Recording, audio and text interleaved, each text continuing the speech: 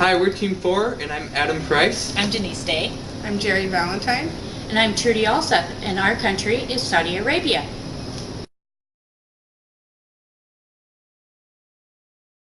Saudi Arabia has been shrouded in mystery for a very long time. Many Americans have never been, so today we would like to invite you inside the world of Saudi Arabia. North of Yemen, Saudi Arabia borders the Red Sea and the Persian Gulf, although there they consider it the Arabian Gulf. The capital is Riyadh, and Saudi Arabia is the birthplace of Islam, containing two of the holiest cities in the world, Mecca and Medina.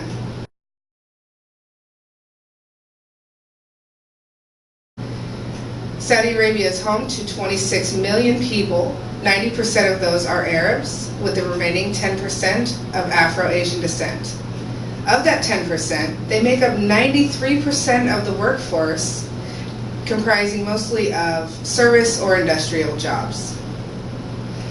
Most people, no matter how long they have lived or worked in Saudi Arabia, will not become citizens if they are outsiders.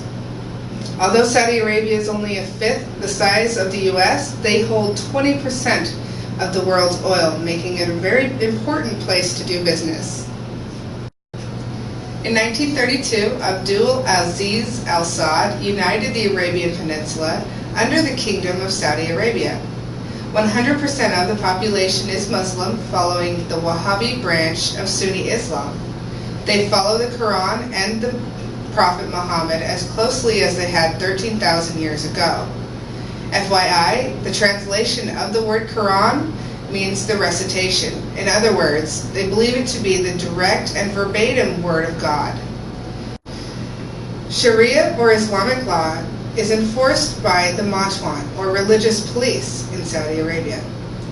Some Islamic law every Westerner should know include the following: alcohol, drugs, pork, pornography, or homosexuality are not allowed in Saudi Arabia.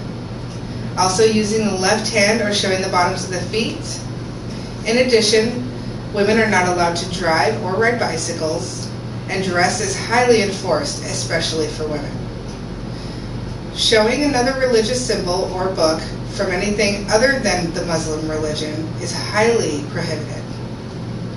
In addition, cursing a Muslim, Allah, or the Prophet Muhammad. You would be wise not to break these laws, as the Matwan carry out justice by whipping, stoning, amputation, or beheading in the worst cases. This is done in Chop Chop Square, as known by the locals, a large open area where justice is carried out. Exceptions are not made for Westerners, and I advise you to do your research on Islamic law and the Muslim religion before going to the Kingdom of Saudi Arabia.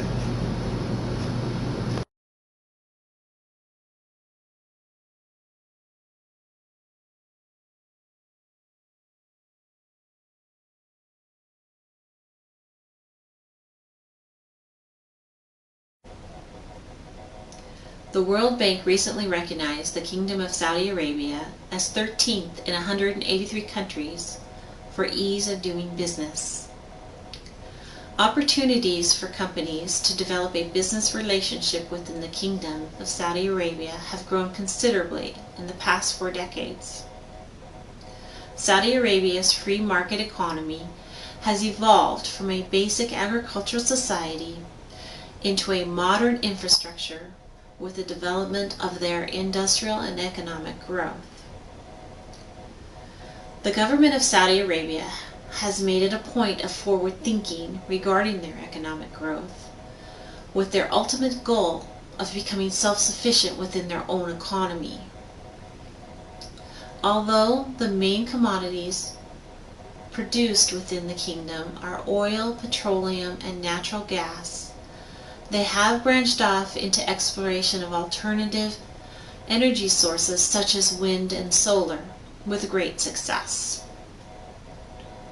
Another area that the Saudis have excelled in addressing has been their demand for water. Being in a region with little to no fresh water sources has made this a challenge. Drilling aquifers in the desert, recycling water, Building dams and desalination processing plants have stimulated the Saudis' agricultural industry. What once was imported has now become exported. Future endeavors are more prevalent every day, especially regarding processing of natural resources. The mining, minerals, energy, and communication industries are only just being tapped.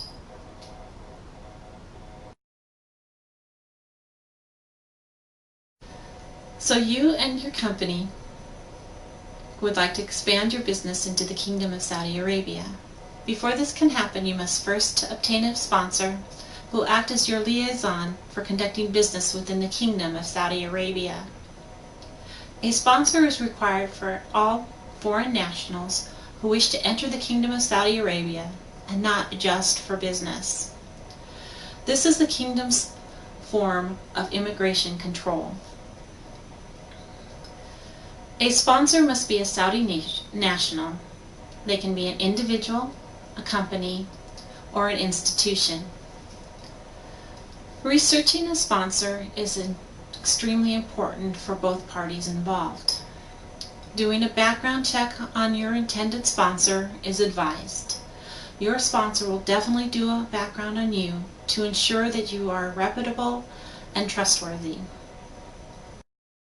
Intended sponsors need to know that they will not lose face if they've sponsored you.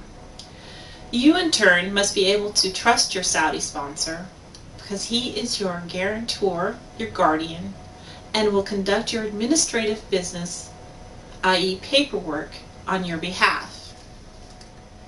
It is very important that you do not enter into this agreement hastily and you do all of your research regarding this. Examples of paperwork that a Saudi sponsor will do for you can be signing a rental agreement, opening a bank account, and obtaining any visa you needed to be able to conduct your business.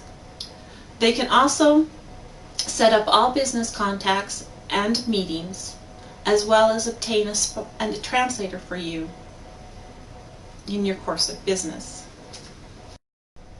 Choosing a sponsor is crucial when doing business within the kingdom, and ultimately your most valuable asset. Providing help and advice while navigating through the customs and cultures set you up for its success. Chances are you and your sponsor will develop a long-lasting business relationship and ultimately a friendship as well.